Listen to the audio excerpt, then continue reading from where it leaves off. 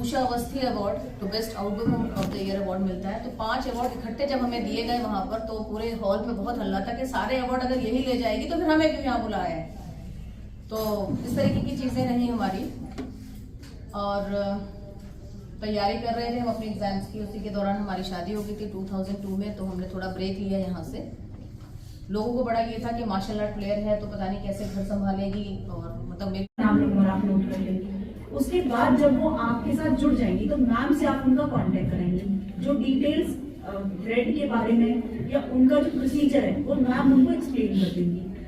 एक चीज और आप उनको बताएंगी, क्योंकि लोग जैसे महिलाएं बेसिकली घर से बाहर निकलने में हेजिटेट करती हैं, तो उनको वो ये कहेंगे कि क्या हम यहीं से काम कर लें, या जिनको आता है वो यही कोशिश करेंगे कि हमें घर में मिल जाए और यही बोल के हम दे दें। तो एक चीज के लिए आपको उन्हें मेंटली प्रिपेयर करना पड़ेगा कि कम से कम 1 महीना 2 महीना आपको जाके उनकी यूनिट में और इसी के साथ जुड़े रहें आप हमारे साथ और देखते रहें हिंदुस्तान सीबी न्यूज।